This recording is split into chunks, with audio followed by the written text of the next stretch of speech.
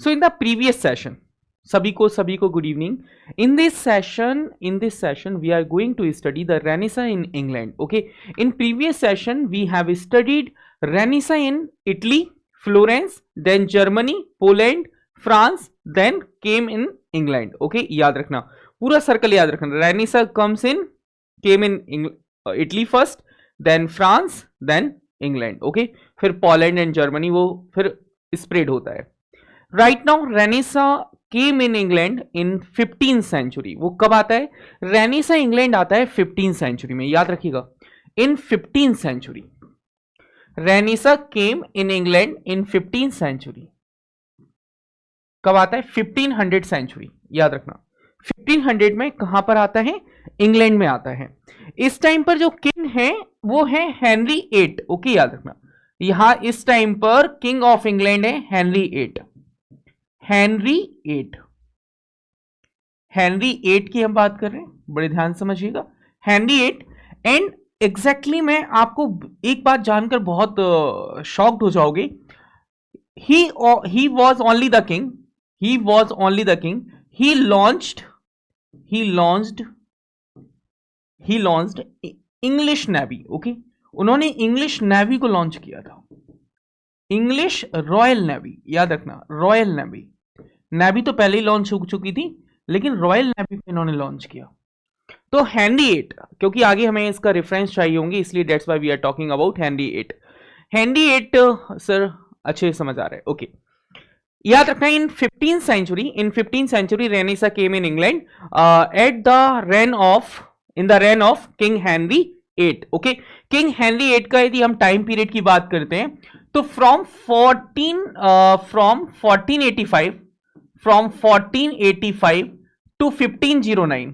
Okay, इनका ये रैन है 1509. सो रेनेसा कहां पर आ जाता है? इंग्लैंड आ जाता है. हेनरी 8 वहां पर किंग होते हैं. उनका टाइमिंग है 485 to 1509 and he launch English royal navy. याद रखना. वाई मैं क्यों पढ़ा रहा हूं इंग्लिश रॉयल नेवी? क्योंकि अभी स्पेनिश आर्माडा आने वाला है. Elizabethan as Spanish armada can be seen. Okay, Spanish armada को देखा जाएगा. स्पेन के जो किंग हैं वो एक स्पेनिश आर्माडा भेजते हैं. आर्माडा का मतलब होता है फ्लीट ऑफ शिप्स. जो जहाज होते हैं उनका जो शिप का जो समूह होता है. स्वीटी एग्जैक्टली में this is the class of basics. Okay, ये अभी जो 4-5 दिन क्लास चलने वाली है, it is a foundation class. Okay, क्योंकि यहाँ पर हर एक बच्चा जो है वो बहुत स्ट्रांग नहीं है. उसे नहीं पता कि विलियम शेक्सपियर को पढ़ना कैसे है. उसे नहीं पता एलिजाबेथन एज से क्या है. उसे नहीं पता सुपरनैचुरल एलिमेंट्स कहाँ से आएंगे. उसे नहीं पता सेनेका कौन है. उन्हें नहीं पता कि जाफरी चौसर कौन थे. स्कॉटिश चौसरियन उन्हें नहीं पता. तो एग्जैक्टली में मेरी एक बहुत बड़ी रिस्पॉन्सिबिलिटी ये होती है towards the students in the new batches कि सबसे पहले स्टूडेंट्स को ये पता होना चाहिए कि what is English literature. Okay, then आपको पता है यहां पर आप कहेंगे सर 2 महीने में सिलेबस को कवर अप करना है. यदि 2 महीने में सिलेबस को कवर अप करना है तो सर सिलेबस को हम कवर अप कैसे चलते हैं? तो यहां पर हमने देखा in 1500 century renaissance came in England in the reign of Henry 8 1485 to 1509. Okay, याद रखिएगा. नेक्स्ट इंग्लिश रॉयल नेवी, मतलब King Henry 8. Okay, King Henry 8 launch English royal navy. Okay, लेकिन इंटरेस्टिंग सी मैं आपको बात बताऊं. इंटरेस्टिंग सी हम बात बताते हैं. अच्छा, ये हेनरी 7 है. ये हेनरी 7 की बात हो रही है. इनका टाइम पीरियड, हेनरी 8 का टाइम पीरियड 1509 से होगा. My bad. 2 minute my bad. ठीक है, हेनरी 8 का जो टाइम होगा वो हो जाएगा 1509 से. ओके, 1509 से होगा, याद रखिएगा. 1509 से हो जाएगा 1547 तक. कहां तक हो जाएगा? 1547 तक हो जाएगा. Okay, 1547 king Henry 8. ओके, याद रखना. He launch English royal navy. Okay, आइए अब आगे बात करते हैं यहां पर. सो एक बार हम चलेंगे, समझने की कोशिश करेंगे. Red rose is the symbol of Tudor dynasty. Okay, Tudor dynasty, it is the symbol of Tudor dynasty. Okay, जैसे हमारे यहाँ डायनेस्टी नहीं थी, मौर्य साम्राज्य, गुप्ताज. ओके, इसी टाइप से in England there was a Tudor dynasty and its symbol was red rose. Okay, इसका जो सिंबल था रेड रोज, ओके याद रखिएगा, its symbol was red rose. Okay, its symbol was red rose. And Tudor dynasty first Henry VIII 1485 to 1509, Henry VIII 1509 to 1547। और इनके बारे में मैंने क्या बताया, launch English royal navy. Okay, इन्होंने रॉयल नेवी को लॉन्च किया था, royal navy to protect England, England को प्रोटेक्ट करने के लिए फ्रॉम शी एरियाज। ओके, आगे हम बात कर रहे हैं, फिर आते हैं एडवर्ड सिक्स, खतरनाक किंग। ओके, एडवर्ड सिक्स की यदि हम बात करते हैं तो रॉयल नेवी को इन्होंने क्या कर दिया, इग्नोर कर दिया। ओके, इग्नोर कर दिया। ओके, इन्होंने रॉयल नेवी को क्या किया, इग्नोर किया। फिर आती है मैरी फर्स्ट 1553 टू 1558। ओके, याद रखना ये एग्जैक्टली में कैथोलिक्स थी। ओके, याद रखना Mary first was a Catholics. Okay, एक कौन थी, कैथोलिक्स थी, Mary first was a Catholics. सो यहां पर आपको याद रखना है, इन्होंने भी रॉयल नेवी को क्या कर दिया, इग्नोर कर दिया। रॉयल नेवी को क्या किया सर, इग्नोर किया। मतलब हेनरी VIII ने रॉयल नेवी को लॉन्च किया और एडवर्ड सिक्स और मैरी फर्स्ट ने रॉयल नेवी को इग्नोर कर दिया। जब किंग जो Elizabeth first when Elizabeth first became the queen of England, he recognise the power of royal navy. Okay, तो इन्होंने क्या किया, शी रिकॉग्नाइज, ओके याद रखना, शी रिकॉग्नाइज। ओके, उन्होंने क्या किया sir, she recognised the power of royal Navy, the power of royal Navy. इन्होंने रॉयल नेवी की पावर को पहचाना कि यार रॉयल नेवी कितना कुछ कर सकती है, और इंग्लैंड को प्रोटेक्ट करने में रॉयल नेवी एक बहुत इंपॉर्टेंट रोल प्ले करती है एंड मेंटेन पीस। ओके, जब इंग्लैंड में during Elizabethan period peace was maintained. Okay, peace को बहुत मेंटेन करके रखा था। कैसे, why, because of she recognise the power of royal navy. Okay, याद रखना, ये बेसिक क्रिएट हो गए होंगे।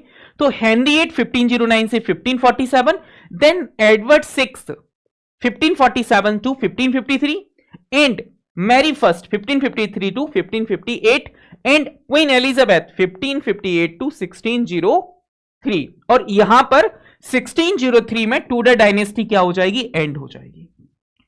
टूडर डायनेस्टी यहां पर क्या हो जाएगी, एंड हो जाएगी। तो Tudor dynasty and with queen Elizabeth first and Tudor dynasty start with Henry seventh. Okay, Henry seventh से टूडर डायनेस्टी स्टार्ट होती है और हेनरी एलिजाबेथ फर्स्ट के साथ टूडर डायनेस्टी एंड हो जाती है। Now come to the point sir, जब रेनेसा आया तो रेनेसा बिगिंस। ओके, याद रखना, renaissance came in England with the publishing work of Thomas More, Utopia. In 1516 के टाइम पर एक वर्क आया था Utopia. What is the meaning of utopia?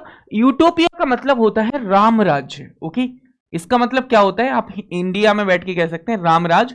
Everything everyone is fair, जो कुछ है सब कुछ फेयर है, सब कुछ इक्वल है, कोई पार्शियलिटी नहीं, कोई मोनार्क्स नहीं, सब एक दूसरे के साथ खुश है। ओके, कोई पार्शियलिटी नहीं है, कोई करप्शन नहीं है। एक वर्क आया था utopia.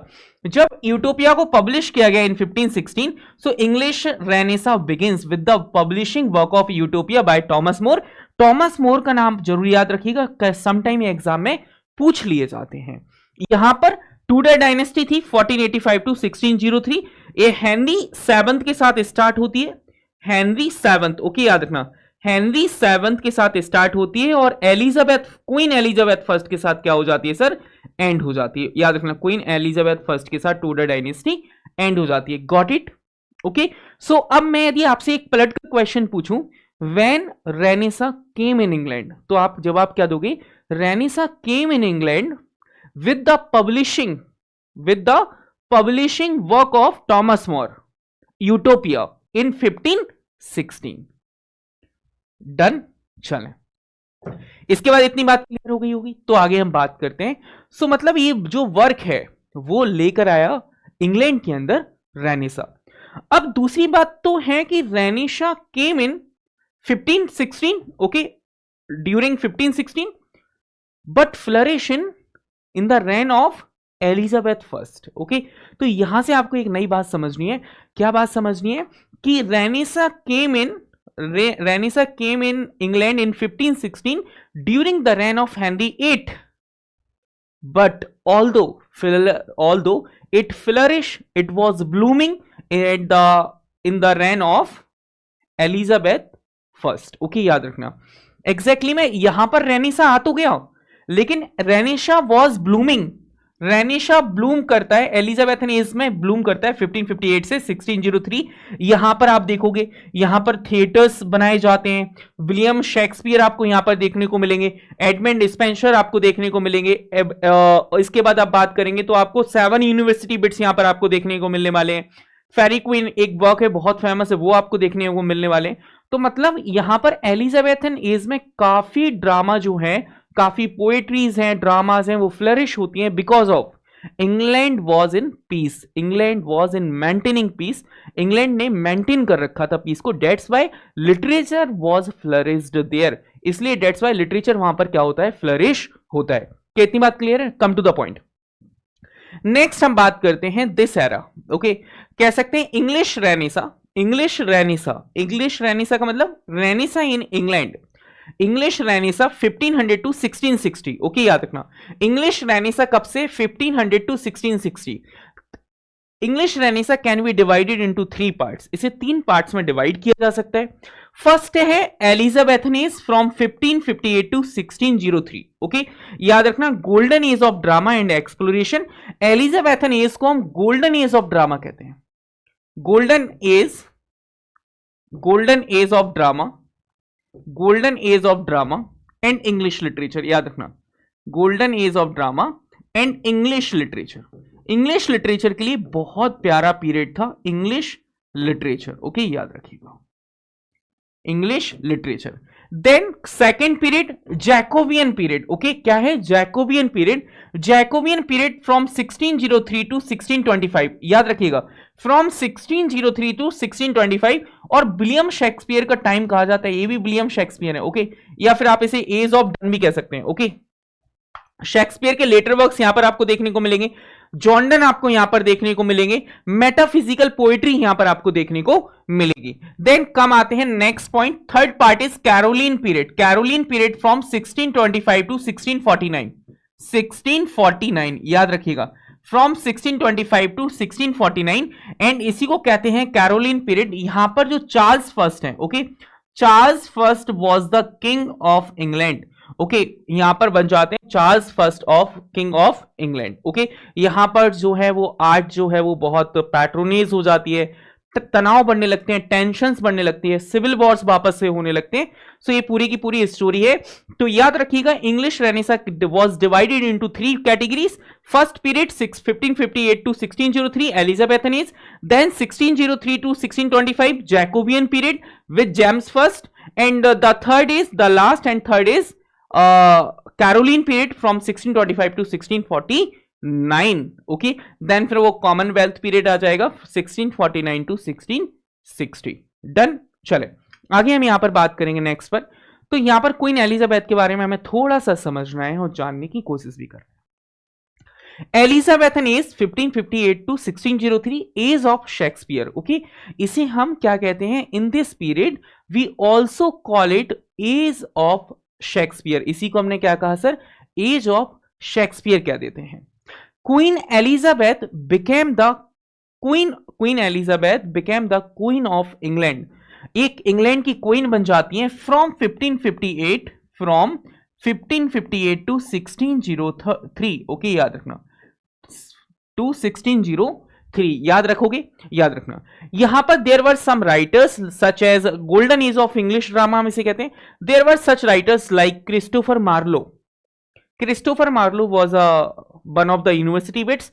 Francis Bacon, father of English essays. Edmund Spenser, epic Faerie Queene. Sir Walter Raleigh, William Shakespeare, crown of English playwrights. आपको इतनी बात याद रखना है। Golden age of Roman literature was Augustan period. यदि हम बात कहेंगे रोमन लिटरेचर की जो गोल्डन एज थी वो थी ऑगस्टन पीरियड। यदि हम इंग्लिश लिटरेचर की गोल्डन एज माने तो क्या होगी? एलिजाबेथन पीरियड, और golden age of Roman literature was Augustan period. याद रखना है, क्या आपको याद रखना है? आपको याद रखना है कि the golden age of Roman literature was Augustan period, okay, and the golden age of English literature was Elizabethan period, okay. There were 7 university bits, okay, there were 7 university bits. कितनी university bits थे? 7 university bits थे. Some from Oxford, कुछ लोग जो थे वो Oxford से थे, and some from Cambridge, okay, कुछ लोग जो थे वो कहां से थे? कैम्ब्रिज से थे, याद रखिएगा। और ये लोग कौन थे सर? दे वर स्कॉलर्स, ओके, वो कौन थे सर? स्कॉलर्स एंड रिसर्चर थे, स्कॉलर्स एंड रिसर्चर थे। चलें आगे हम बात करते हैं डेवलपमेंट इन प्रोज, ओके। इस टाइम पर क्या होता है? डेवलपमेंट इन प्रोज इस duration during Elizabethan period, development in prose, drama, non fiction writing and poetry. लेकिन पोएट्री वॉज ऑन पीक, जो सबसे ज्यादा पीक पर थी वो कौन थी sir? Poetry was on peak, okay, याद रखिएगा। नेक्स्ट हम आते हैं यहां पर, a number of song and sonnets were published in this time. इस टाइम पर बहुत सारी पोएम्स हैं, सोनेट्स हैं, इनको पब्लिश किया जाता है। ओनली वन नॉवेल, इस टाइम पर सिर्फ एक ही नॉवेल था जिसका नाम था The Unfortunate Traveller. Unfortunate Traveller by, किसने लिखा था एक बार मुझे कमेंट करके जरूर बताइएगा। Only one Unfortunate Traveller written but it did not consider as a novel. लेकिन इस टाइम पर एक नॉवेल लिखा गया था जो कि टोटली इनकम्प्लीट था, अनफॉर्चुनेट ट्रैवलर, ओके, याद रखना, Unfortunate Traveller written but it did not consider as a novel, लेकिन इसे नॉवेल की तरह कंसीडर नहीं किया जाता। क्लियर है कहानी? चले, अभी तो आपको बेसिक है, इसके बाद हम और डीप में जाएंगे। नेक्स्ट हम आते हैं Jacobean period. Jacobean period 1603 to 1625, okay, and in this period James I becomes the king of England. James I became the king of England, याद रखना, became the king of England, became the king of England। यहां interesting सी बात मैं आपको बताऊं, okay, अब सुनिएगा ध्यान से। James first became the king of England, it means कि जेम्स फर्स्ट का मतलब है कि जेम्स नाम के किंग पहली बार इंग्लैंड में आते हैं। जेम्स नाम के जो किंग है वो पहली बार इंग्लैंड में बनते हैं, डेट्स वाई जेम्स फर्स्ट बोला है, ओके। वरना एक इंपॉर्टेंट पॉइंट याद रखना, जो जेम्स फर्स्ट इंग्लैंड के हैं वही जेम्स सिक्स्थ स्कॉटलैंड के हैं। जेम्स सिक्स्थ जो हैं वो स्कॉटलैंड के हैं। कहां से हैं सर? स्कॉटलैंड। क्या भूल पाओगे? ओके, सो यदि मैं बात कहूं जेम्स फर्स्ट इन इंग्लैंड, तो वही जेम्स सिक्स्थ हैं स्कॉटलैंड में। मतलब यहां पर दो चीजें आपको समझ में आ गई होंगी। जो चीजें आपको समझ में आई होंगी यहां पर बात समझने की कोशिश करिएगा। जेम्स फर्स्ट इन इंग्लैंड, वही सेम पर्सन जेम्स सिक्स्थ है स्कॉटलैंड में। मतलब यदि मुझे यहां पर कार्तिक नाम से जाना जाता है, और हो सकता है कल के दिन मुझे वहां पर मेरा निकनेम घर का सोम है, तो वो वहां पर मुझे सोम के नाम से जाना जाता हो, लेकिन सोम और कार्तिक है तो एक ही व्यक्ति। Got it? अब आगे हम बात करते हैं। Next, come to the point. This period is known as age of John Donne. यहां पर जो पोएट थी जॉन डन, ओके, याद रखना, John Donne. John Donne was a poet और he was a metaphysical poet. इन्होंने इनके कंपास, जो एक कंपास होता है ना, जिसे हम कंपास समझते हो क्या होता है? कंपास का मतलब नहीं होता है जो हम जैसे सर्कल हम बनाते हैं, कंपास। इन्होंने कंपास का जो कंपैरिजन है वो लवर से किया है, याद रखना, वो किससे से किया है। तो याद रखिएगा, ये बहुत शानदार पोएट थी, इनकी पोएम्स को समझना उतना आसान नहीं है। तो डेट्स वाई इस पीरियड को, this period is known as age of John Donne, okay. Finally, so John Donne, William John Donne, Shakespeare, Michael Drayton, John Webster. John Webster को आपको याद रखना है, जॉन बैबिस्टर ने बहुत प्यारे वर्क्स लिखे हैं। And written tragedy and Ben Jonson, आपको याद रखना है बेन जॉनसन, ओके। चले, अब बच्चा मनु प्रताप जेम्स सिक्स्थ है, वो है ना, फिफ्थ नहीं थे। And after death of Elizabeth, James first became the king of England and he was relative of Elizabeth, the king of Scotland, James sixth, okay. Next, and the King James translation of the Bible, authorized version of Bible, okay, याद रखना, please pen down, authorized version of Bible in 1611, okay, in 1611 by James first in England, okay, याद रखिए ना। So याद रखिएगा the King James translation of the Bible 1611 authorised version of the Bible.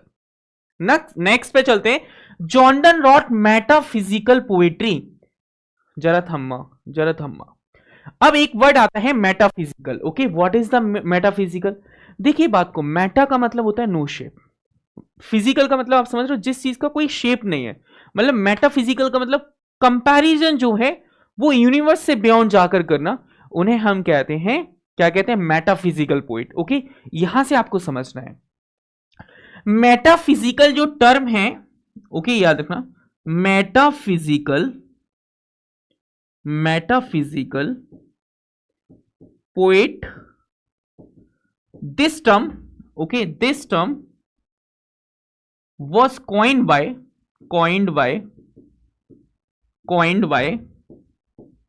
Dr. Samuel Johnson. Dr. Samuel Johnson. Okay. And first time John Dryden also used the metaphysics. Okay. इन्होंने metaphysics का use किया, लेकिन जो metaphysical poets हैं, metaphysical poets term used, the metaphysical जो poets term was coined by doctor Samuel Johnson. Okay, जिनके time period को हम age of prose and reason भी कहते हैं। इस टाइम पर नोबेल जो है वो अपनी पीक पर थे in during the period of doctor Samuel Johnson. Got it और नॉट? एक बात याद रखना, John Donne wrote metaphysical poetry such as the canonisation and he threatened girls by his poetry. और जॉर्डन इस किस्म के मिजाज के इंसान, वो आदमी जाम पर जाम लेता और अपनी पोएट्री से लड़कियों को धमकाता रहता, और जिसकी पोएट्री को पढ़ने का मतलब है कि आपने पूरी इंग्लिश को बहुत डेप्थ से पढ़ लिया। ऐसे ही व्यक्ति थे जॉर्डन। ओके, एंड जॉर्डन का जो टाइम पीरियड है, मतलब John Donne was considered as a metaphysical poet. उन्हें मेटाफिजिकल पोएट की तरह बहुत कंसीडर किया जाता है। याद रखिएगा एक बात और, जॉर्डन का एक वर्क है canonisation. Canonisation was a poem. Okay, यदि कैनोनाइजेशन कई बार एग्जाम में पूछा गया है, the work canonisation was written by, तो याद रखिएगा जॉर्डन। ओके, इतनी बात क्लियर है? चले नेक्स्ट हम बात करते हैं, यहां पर थोड़ा सा हम चलेंगे। यहां पर आपको देखना है metaphysical poets. Okay, there were only 4 metaphysical poets. There were only 4 metaphysical poets. Metaphysical poets. There were only 4 metaphysical poets. मतलब सिर्फ 4 metaphysical poets हैं। First is Jordon from 1572 to 1631. Jordon, okay, याद रखिएगा। एंड्रयू मार्वेल 1621 to 1678, और इनका एक work है to coy his mistress. Okay, याद रखना, टू कॉय हिज मिस्ट्रेस। इनकी एक पोम है to coy his mistress, please याद रखिएगा, to coy his mistress. Okay, and Andrew Marvell की बहुत प्यारी पोम है to coy his mistress. Come to the next point, George Herbert. Okay, George Herbert was born in 1533 and died in 1633। Okay, and Henry Vaughan को जरूर याद रखिएगा, 1621 to 1695। they were metaphysical poets. okay, they were metaphysical poets। और इनकी last category में एक poet है जिनका नाम है काउली, अब्राहम काउली। याद रखना, एक लास्ट मेटाफिजिकल पोएट। यदि आपसे कोई पूछे कि who were the last metaphysical poet, तो लास्ट मेटाफिजिकल पोएट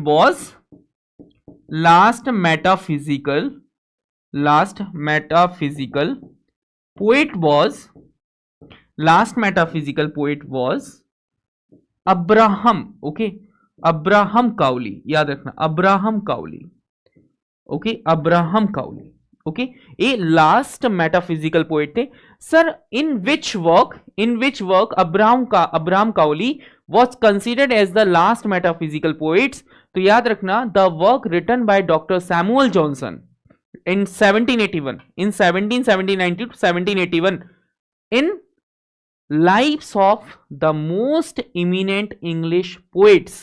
52 पोएट्स की बायोग्राफीज इन्होंने लिखी हुई हैं। ओके, चले, इतनी बात क्लियर है? प्लीज मुझे बता दीजिएगा। चले, अब हम बात करते हैं कैरोलिन पीरियड। कैरोलिन पीरियड की जब हम बात करते हैं तो Caroline period begins from 1625 to 1649, okay.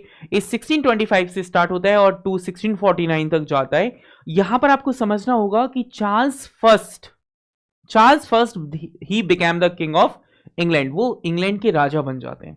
लेकिन वो बहुत ही लस्टी, बहुत ही कह सकते हैं ना कि एकदम सेक्सुअल लाइफ में बहुत ज्यादा मिस्ट्रेस है उसकी, अय्याश, ओके, अय्याश टाइप का एक इंसान है, वो है Charles first, okay. Charles first के टाइम पर एब्सर्डिटी जो है, सेक्सुअलिटी जो है, ओके, वो इतनी एडलोसेंसी इतनी ज्यादा थी कि इन 1649 को प्यूरिटन्स के द्वारा चार्ल्स फर्स्ट को बिहेडेड कर दिया गया, चार्ल्स फर्स्ट को मार दिया गया, ओके, याद रखिएगा। द पीरियड, यहां पर हम बात करेंगे, this period is known age of Milton, कहते हैं Charles first he became the king of England, England के किंग बन जाते हैं। And this period is known as Puritan age, इसे हम क्या कहते हैं सर? प्यूरिटन एज कहते हैं। प्यूरिटन का मतलब क्या होता है? What is the meaning of Puritan? तो प्यूरिटन का मतलब होता है प्योर, ओके, मतलब those people who are pure, okay. अब सर यहां पर प्योर कौन रहेगा? प्योर रहेंगे प्रीस्ट, ओके। प्रोटेस्टेंट आपको याद रखना है, आपको प्रोटेस्टेंट आपको याद रखना है। जो प्रोटेस्टेंट पीपल थे वो बहुत प्योर थे, they believe in religious things, okay, they don't believe in lust, they don't believe in sex, okay, they don't believe in romance, that's why वो प्यूरिटन्स कहलाते हैं। तो यहां पर याद रखना, this period known as Puritan age, इसे हम प्यूरिटन एज भी कहते हैं क्योंकि आगे जो है when Charles first was beheaded and the parliament, okay, the parliament was established by the Commonwealth government, okay, यहां पर आपको याद रखना है। नेक्स्ट हम बात करते हैं जॉन मिल्टन। अच्छा मुझे बताओ जॉन मिल्टन का एक ऐसा वर्क बताओ, George Robert Burton, George Herbert, तो आपको याद आ रहा होगा sir John Milton was a metaphysical poet, George Herbert was a metaphysical poet, okay. तो आपने जॉन मिल्टन का ने एक वर्क लिखा था paradise lost, okay, paradise lost, paradise lost in 1667, इन 1667। और इनका एक प्रोज वर्क आया था, इनका एक प्रोज वर्क आया था 1644 में, एरोपैजिटिका, क्या नाम से आया था? इनका फर्स्ट प्रोज वर्क था Areopagitica. And there were second group of poets, the Cavalier poets, okay, the Cavalier poets, याद रखिएगा, the Cavalier poets, the Cavalier poets was a group of poets who support the king Charles first, जो कि Charles first को बहुत support करते थे, okay. And यहां पर देखिएगा, यहां पर they came very the classes that support king, मतलब वो उस क्लास में आते थे। कैवलियर पोएट्स जो थे, कैवलियर पोएट्स भी 4 पोएट्स हैं, कितने पोएट्स हैं सर? मेन 4 पोएट्स हैं जहां से आपके क्वेश्चंस बन सकते हैं। So main 4 poets, second group of poets in English literature was the Cavalier poets, okay, याद रखना, द कैवलियर पोएट्स। और याद रखना they express seduction women through their poetry, वो विमेन को सीड्यूस कर लेते थे, वो अपनी पोएट्री से विमेन को क्या कर लेते थे? सीड्यूस कर लेते थे। औरतों को कहते थे कि तुम हमारी पोएट्री से बड़ी हो जाओगी, तुम्हारी इतनी शख्सियत, जितनी तो तुम्हारी आंखों की गहराई है उतनी मेरे सिर्फ 2 लाइन में गहराई है, 2 मेरी पोएट्री की लाइन में गहराई है। खूब गरियाते थे, खूब गरियाने का मतलब समझते हो, बहुत धमकाते थे, ओके, याद रखना। एंड नेक्स्ट हम बात करते हैं drama is ban due to sexuality and immorality in 1642 drama was banned in England, okay, in 1642 में ड्रामा को टोटली बैन कर दिया जाता है। Drama totally was banned in England, England में ड्रामा टोटल बैन है, कुछ नहीं कर सकते, okay. And Puritan was a branch of religion, जो प्यूरिटन एज हम कहते हैं, Puritan was a branch of religion that support morality in society, वो नैतिकता को बहुत जोर देते थे। मॉरलिटी का मतलब यहां पर क्या है सर? नैतिकता, okay. They support morality in society, वो क्या सपोर्ट कर रहे थे? मॉरलिटी को सपोर्ट कर रहे थे सोसाइटी में। तो प्यूरिटन्स को आपको याद रखना है, those who are pure, okay, those who are pure, वो लोग जो प्योर हैं, they are connected with the God, जो गॉड से कनेक्टेड है, they are connected with God, जो गॉड के साथ कनेक्टेड है, उन्हें हमने प्यूरिटन्स कह दिया। In 1642 there started civil war हो जाता है। रिचार्ड एंड ऑलिवर क्रॉम्वेल जो हैं वो उसे लीड करते हैं, और इन 1649, याद रखना, इन 1649 Charles first, king Charles first, okay याद रखना, king Charles first was beheaded। इनको क्या कर दिया, इनका सर कलम कर दिया जाता है, वॉज beheaded। ओके, नेक्स्ट हम बात करते हैं। तो यहां पर हम बात कर रहे हैं कैवलियर ग्रुप ऑफ पोइट्स की। तो याद रखना है यहां पर कौन कौन से कैवलियर पोइट्स हैं।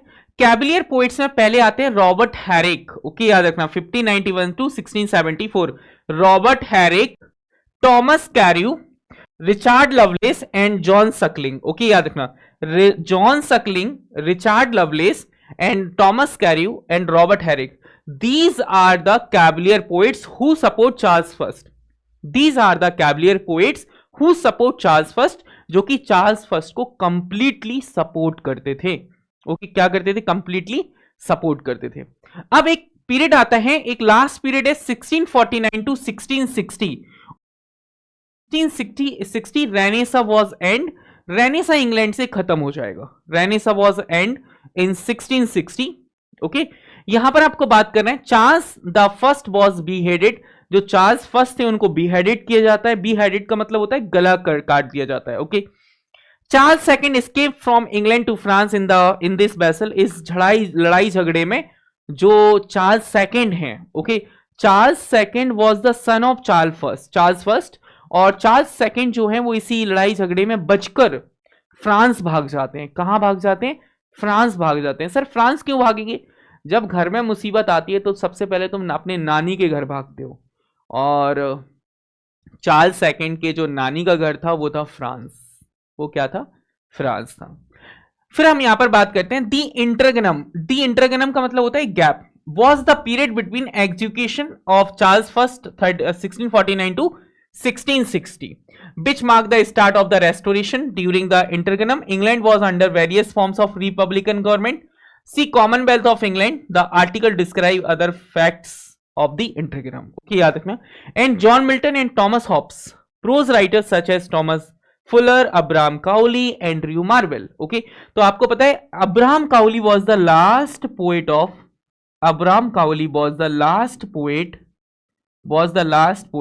of metaphysical poets. ओके, याद रखना, मेटाफिजिकल वो ग्रुप के लास्ट पोइट्स थे अब्राहम काउली, याद रखिएगा।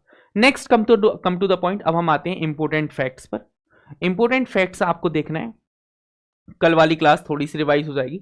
Renaissance humanistic during this period, okay, renaissance humanism आ चुका था। Okay, and Petrarch was the founder of renaissance humanism. Who was the father of humanism, तो याद रखना, who was the father of humanism, तो याद रखना Petrarch was the father of humanism. Humanism के जो फादर हैं वो कौन है, वो है Petrarch. Sir Thomas More wrote a work, okay, and published in 1516 Utopia. Okay, with the publishing the work Utopia, the Renaissance came in England. और इसी टाइम पर इंग्लैंड में क्या आया था, रेनेसा आया था इन 1516। ओके, याद रखिएगा। तो यहां पर हम बात करते हैं सर टॉमस मोर, याद रखना 1478 से 1535।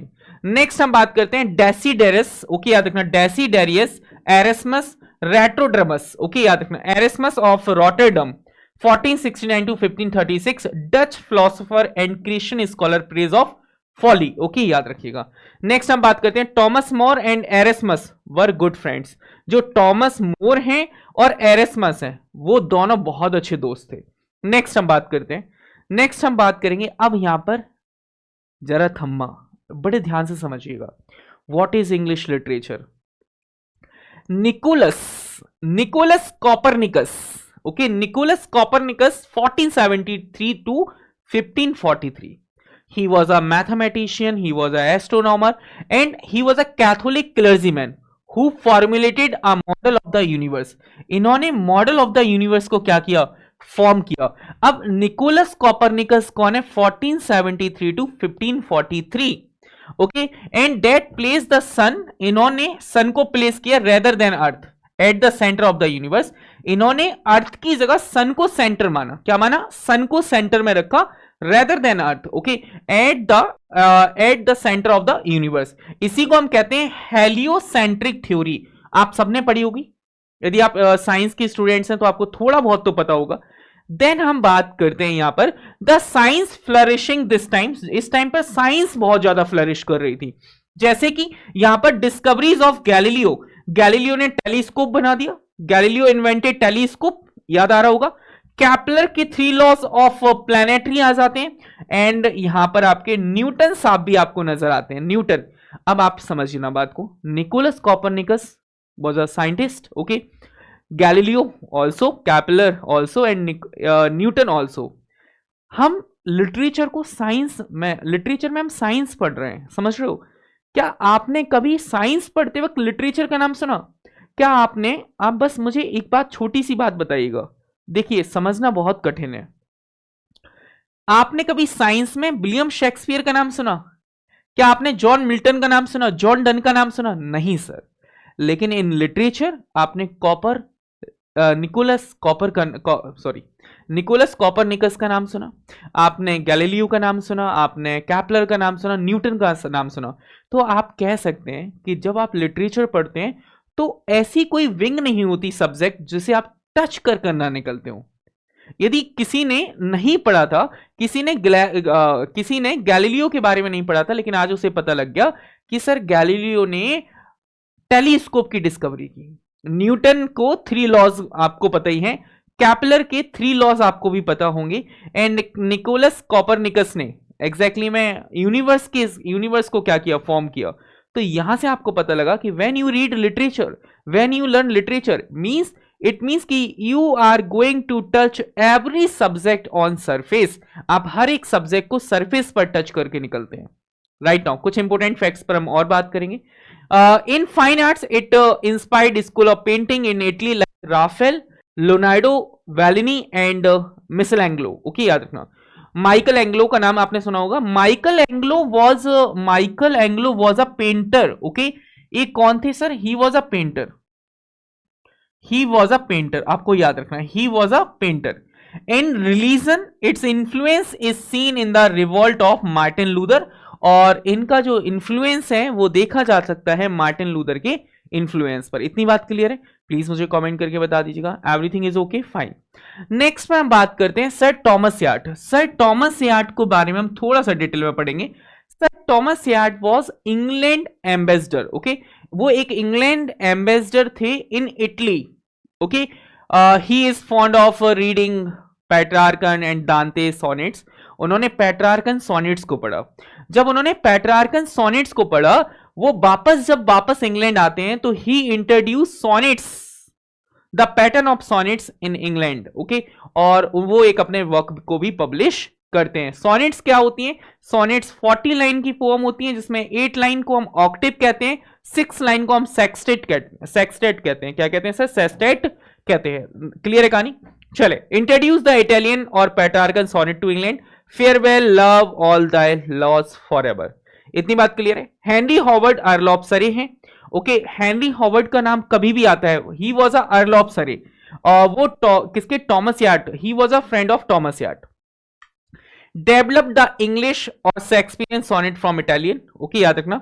Love that lived reign in my thought, optional, एक बात याद रखना सर। फिलिप सिडनी को आपने पढ़ना होगा। कोटियर हैं क्वीन एलिजाबेथ में, कोटियर हैं, अ ट्रू प्रोटेस्टेंट नाइट हैं, leave me o love. Okay, याद रखिएगा। An apology for poetry. Next हम आते हैं sir Walter Raleigh. Sir Walter Raleigh को हम पढ़ेंगे। And courtier knight explorer, expedition to New World, colonisation of Roanoke, the lost colony, executed for treason under James first. इनका treason कर दिया जाता है under James first. wrote the history of the world during imprisonment in the Tower of London. Sir Walter Raleigh was a historian. याद रखना, Sir Walter Raleigh was a historian, याद रखिएगा। He was a courtier in the Elizabethan period. वो एक night भी थे, explorer भी थे। एक्सपीडिशन टू न्यू वर्ल्ड, उन्होंने नई दुनिया को खोजा। Colonisation of Roanoke, the last colony. Okay, याद रखिएगा। Executed for treason under James first, James first के टाइम पर इनका एग्जीक्यूशन, इनको गला काट दिया जाता है, इन्हें मार दिया जाता है। Wrote the history of the world during imprisonment in the Tower of London, जब वो टावर ऑफ लंदन में उन्हें कैप्चर करके रखा था, तब एग्जैक्टली में इन्होंने the history of world during में लिखा। Okay, the history of the world. Right now Henry eight, okay, Henry eight का टाइम क्या है? If we are talking about Henry eight ruled from 1509 to 1547। Okay, broke with Roman church and establish church of England. तो यदि आपसे कभी पूछ लिया जाए कि who establish the church of England, तो king Henry eight. why he break his relationship and his followers with Roman Catholic church. Okay, उन्होंने रोमन चर्च से क्यों अपने नाते तोड़ दिए? क्योंकि उन्हें किसी से मोहब्बत हो गई थी, बेइंतहा मोहब्बत हो गई थी, और वो अपनी फर्स्ट वाइफ को डाइवोर्स देने के लिए और सेकंड मैरिज करने के लिए उन्होंने चर्च ऑफ इंग्लैंड को इस्टेब्लिश किया। ओके, एंड यहां पर याद रखना एडवाइजर, यहां पर जो इनके एडवाइजर थे वो थे Thomas Cranmer, tried to steer church of England towards biblical Protestantism. Okay, याद रखिएगा। नेक्स्ट एडवर्ड सिक्स की हम बात करते हैं। एडवर्ड सिक्स इन्हीं के जो हैं वो बेटे हैं, बहुत कम टाइम तक वो रूल करते हैं। 1470 इनका जो टाइम पीरियड होगा वो हो जाएगा 1547 टू 1553। फर्मली प्रोटेस्टेंट, वो बहुत प्रोटेस्टेंट थे। He was not Roman Catholic, वो रोमन कैथोलिक नहीं है, he was only Protestant follower. Okay, and he and his adviser brought reforms to the church of England, और उन्होंने कुछ चर्च ऑफ इंग्लैंड में रिफॉर्म्स किए। वेरी यंग किंग, बहुत ही यंग किंग थे। Reign from age 9 to age 15, सिर्फ 9 साल की उम्र में वो राजा बन गए, एंड 15 साल की उम्र में उनकी डेथ हो जाती है, और जिसकी वजह से उनकी सिस्टर जो है मैरी फर्स्ट, वो क्वीन बन जाएंगी। Adviser Thomas Cranmer who worked with Edward to implement Protestantism wrote Book of Common Prayer including prayers and scripture reading in English. Okay, next Mary first को आपको याद रखना। The reign of Mary first 1553 to 1558। Mary first rule 1553 to 1558, formally Roman Catholic. ये थोड़ा सा उल्टा चलेगी। He was formally Roman Catholic. Okay, याद रखना।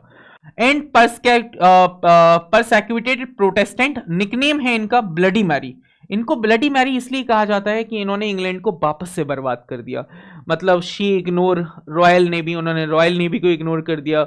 शी इग्नोर इंग्लैंड आर्मी, उन्होंने इंग्लैंड की आर्मी को किया, जिसकी वजह से टेरिटरी जो थी वो सिक्योरिटी लेवल पर वो काफ़ी लूज हो जाती हैं, वो बहुत वीक हो जाती हैं। फिर जब क्वीन एलिजाबेथ फर्स्ट आती हैं तो वहाँ पर वो वापस से रिफॉर्म करती हैं एंड वापस से प्रोटेस्टेंट। ओके, जो एक एग्जैक्टली में आपको पता है व्हाट इज प्रोटेस्टेंट? मुझे लग रहा है कुछ लोगों को नहीं पता होगा, तो मैं जाते जाते आपको आज की क्लास में ये बताता हूं कि सर प्रोटेस्टेंट है क्या। Christianity was divided into two categories, mainly two categories. Okay, एक थे Roman Catholic church. Roman Catholic church वो लोग जो कि सिर्फ पैसा ले दे के धर्म को चला रहे थे, जो धर्म का धंधा कर रहे थे, वो थे Catholics. Okay, Roman Catholics. Then second branch Christianity की निकल कर आती है, जिसका नाम था Protestant. Okay, Protestant only follow whatever written in Bible. वो जो भी बाइबल में लिखा है वो सिर्फ उसको मानते थे, वो सिर्फ और सिर्फ उसको मानते थे। रोमन कैथोलिक में उनके अपने रूल्स थे, अपनी प्रैक्टिसेस थी, लेकिन इनके टाइम पर कुछ भी नहीं था, इनकी अपनी प्रैक्टिसेस नहीं। Whatever written in Bible they follow it, वो उसी को फॉलो करते थे। जो आज हमारे रामायण में लिखा है, गीता में लिखा है, हम उन्हीं को फॉलो करते हैं। जो किसने, कौन से पंडित ने क्या कहा, जो आडंबर हैं, ये पूजा वो पूजा, ये पुण्य हो गया, ये पाप हो गया, तुम्हारे पितृ दोष, ये दोष वो दोष, ये सब धर्म का धंधा है। ये सिर्फ और सिर्फ धर्म का धंधा है, इससे ज्यादा कुछ भी नहीं। क्लियर है इतनी बात? प्लीज मुझे बता दें, क्या इतनी बात क्लियर है मेरे लाडलो? चले, so in the last session अब हम चलते हैं। Elizabeth first ruled 1558 to 1603।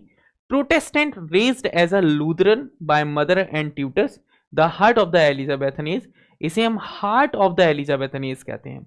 यहां पर कुछ ऑथर्स के नेम है, आपको याद रखना है। फ्रांसिस बैकन है, फ्रांसिस ब्यूमॉन्ट हैं, George Chapman, Thomas Dekker, John Donne, John Fletcher, John Ford, Ben Jonson, Thomas Kyd, Thomas More, Christopher Marlowe, Philip Massinger, John Milton, William Tyndale and Thomas Wyatt, John Webster, Edmund Spenser, Philip Sidney, James Shirley, William Shakespeare, William Rowley, Thomas Nashe and Thomas Middleton. Okay, so कल वाली class में हम यहां से continue करेंगे class को, introduction to Elizabethan drama. अभी हमने एलिजाबेथन एज को देखा, अब हम एलिजाबेथन ड्रामा को देखेंगे, फिर हम जैकोबियन ड्रामा को देखेंगे, जैकोबियन एज के वर्क्स को देखेंगे, और हम आगे की बात करेंगे। सो क्या प्लीज मुझे बता दे कोई भी, क्या इतनी बात क्लियर है?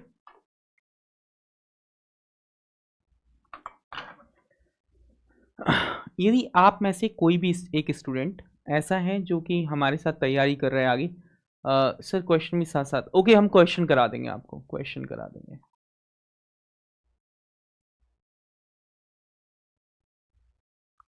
यदि आप में से कोई भी एक स्टूडेंट ऐसे हैं जो कि यूजीसी नेट, एमपी सेट या फिर केवीएस एनवीएस की तैयारी कर रहे हैं, और वो हमारे एक फाउंडेशन बैच के साथ जुड़ सकते हैं। फाउंडेशन बैच में KVS NVS EMRS UGC NET सारे बैचेस को कंप्लीट किया गया है। तो इसी के लिए आप डाउनलोड करें हमारी एप्लीकेशन कार्तिक सर ऑफिशियल को, जो कि वेरी वेरी इंपॉर्टेंट है, जहां पर आपको इससे रिलेटेड 500 से ज़्यादा एमसीक्यूज आपको हिस्ट्री ऑफ इंग्लिश लिटरेचर के आपको मिल जाएंगे। So thank you so much. आप हंसते रहें, मुस्कुराते रहें, आप खुश रहें। Bye bye, take care.